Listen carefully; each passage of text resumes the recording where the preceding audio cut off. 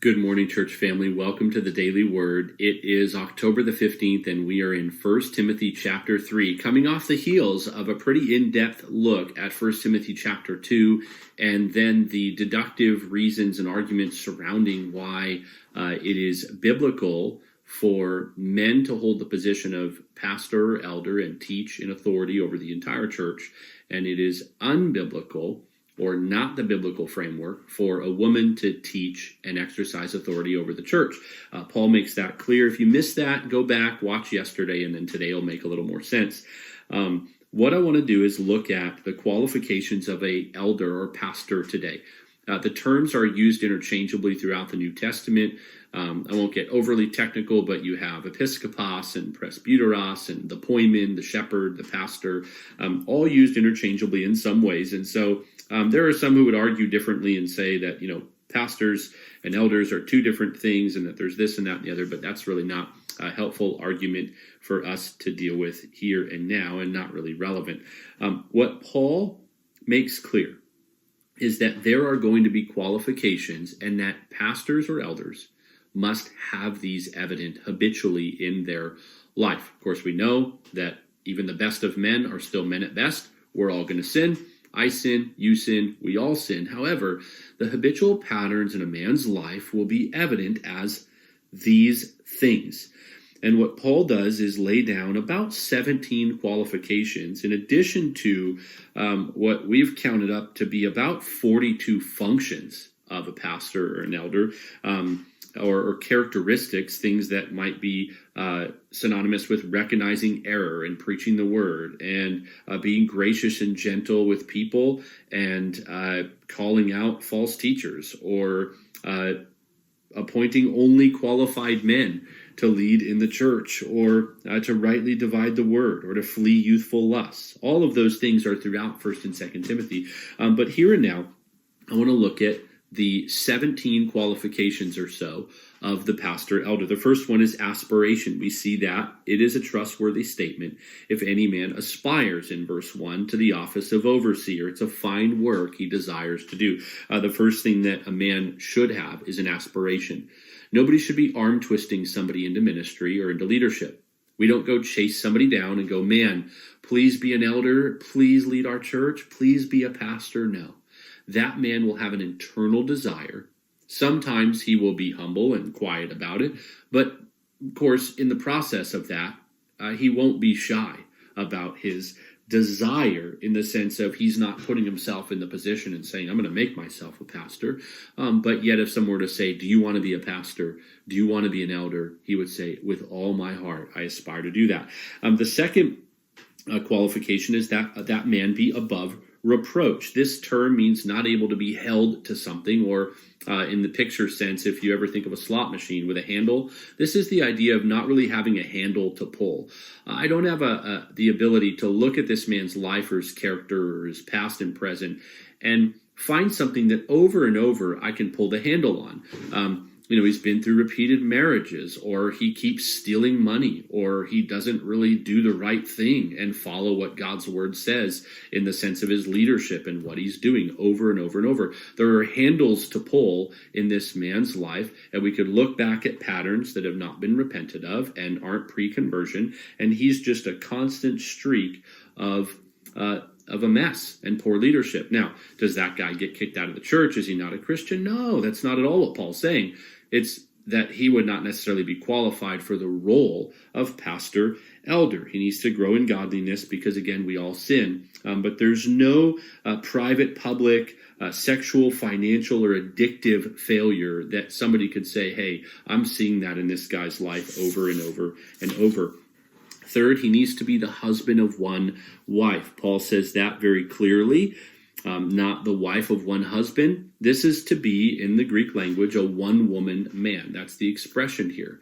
He's not a man who has mistresses. He's not a man who actively cheats on his spouse and has another woman. He's not a man post-conversion that has a clear storyline of adultery as a believer. Again, some people make that mistake. They sin in that way. They repent. They're restored. But someone who's in that position is not to be a pastor elder in that sense. The question often comes up, well, if I've been divorced before I was saved, could I be an elder in the church? The answer, as far as I would say and our church would say theologically, is of course. Everything pre-conversion is pre-Christ. You are of the world, you are a son of disobedience, and not everyone would like that position. They'll say, no, divorced people can't be. A divorced man cannot be a pastor elder. There is zero textual evidence that would say that a man pre-conversion is going to be held to that same standard post-conversion. No, what is before the cross is before the cross. And how many of you know, and I thank God for this in my own life, that what has been after the cross is after the cross. And so we want to be clear, these are after conversion. He loves his wife and is a one-woman man.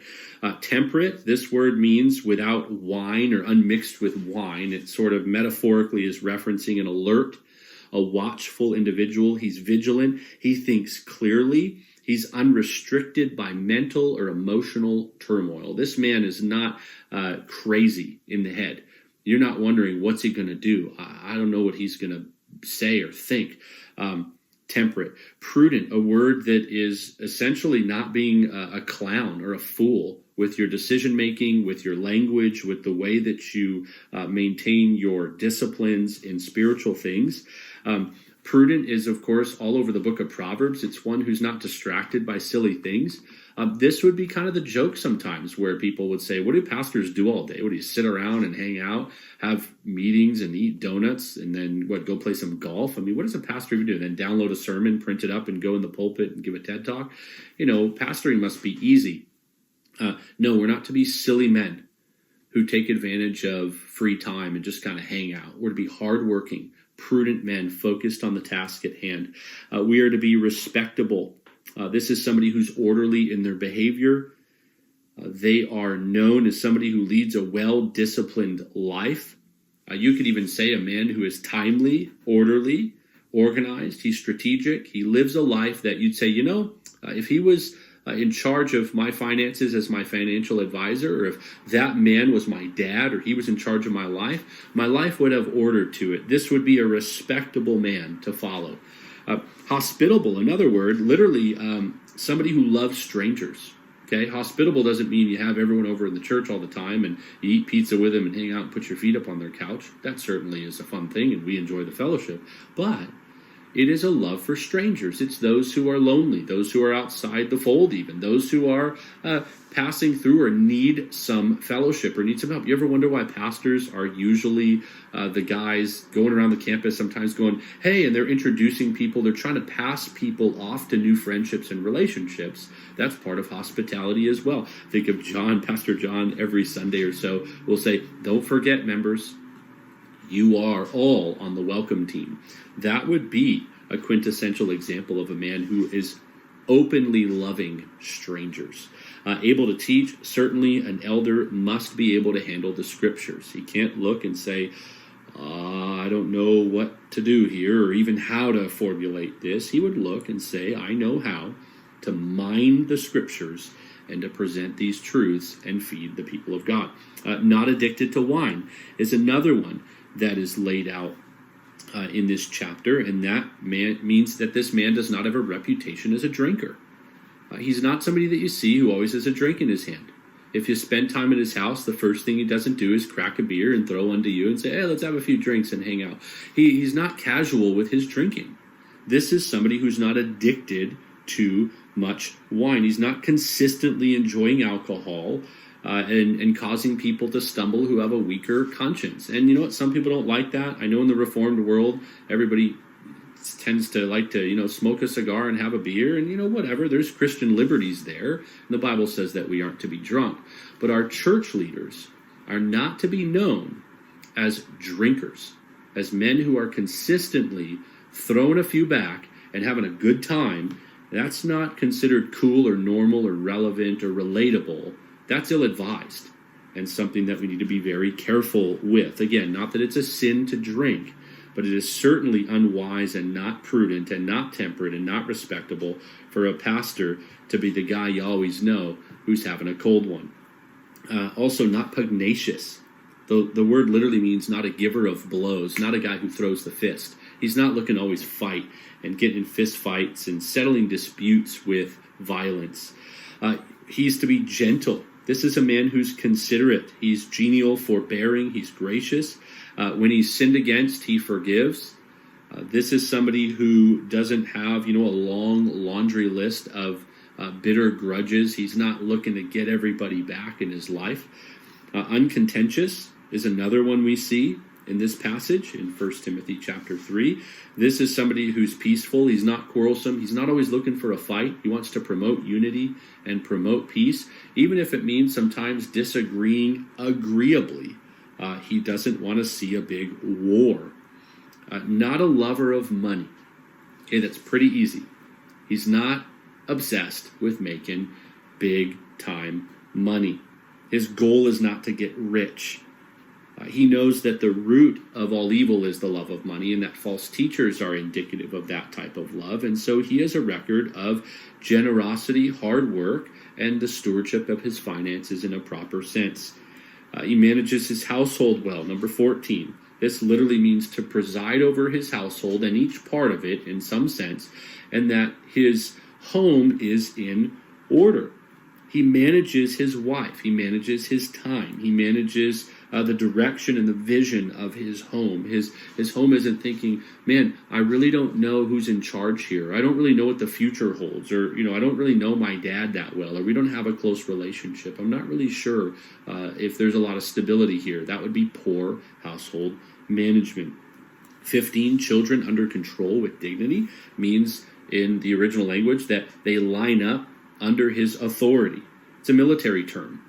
That means basically, even if not all the kids agree with everything that's always done or necessarily like it, they know that obedience is not optional in the home. They say, we're going to obey dad. We're going to follow our father and our mother. We may not always agree. This doesn't guarantee that every child is a believer and that they're all going to be superstar Christians. No, but it does mean that they understand moral authority, the ability to line up under authority. One day when those children grow up and end up at a job, they don't really have a lot of issues with the boss because they know I had a boss when I was young, mom and dad. Now I have a boss. It's the guy who's my CEO or the CFO or COO. And so children who don't have a real issue with being under control in obedience. Of course, when they're young, they need to be taught that. But as they grow, we should see it in our own homes and lives, and you should see it in a church leader's home. Another one, not a new convert. This isn't somebody who has been thrown into a leadership position early because of influence or money or even ability. They are somebody who has great character. They've been watched. The time has done the heavy lifting, and it is proven to be a faithful individual. They say truth and time go hand in hand. And that's this individual. They are tempered for leadership. They've been tested, and now they can be trusted. They're not a new convert. And then finally, a good reputation outside the church. This original word comes from the word that we get martyr, basically somebody who has a certified testimony. They're known in the community. They have a good reputation. People would say, hey, I don't agree with him, but I respect him. Or I don't necessarily like the things that he always teaches, and I wouldn't go there. I wouldn't push that far. Or I'm not a big fan of the way that he does everything. But hey, I know where he stands. He's respectable. He might have some healthy disagreement in the community with other religions or even other positions of faith. There might be some people in the church that have a difficult time with his personality or his style. Maybe he's a little too hyper for them, or maybe he's a little too mellow or calm for them, or passive, what have you. But overall, they'll say, yeah, but none of that's sin. This is a man of good reputation. This is a man of godliness. And I would certainly follow that individual. And so those are the qualifications that Paul lays out here. He goes on to explain that deacons have to be men of dignity as well, those who serve alongside the elders. They're not double-tongued, so they're not talking out the sides of their mouth. There's not a lot of deception in their life, and they're not addicted to much wine. So there it is again. And by the way, probably most likely for the references over and over to alcohol in the New Testament epistles about certain levels of leadership is this.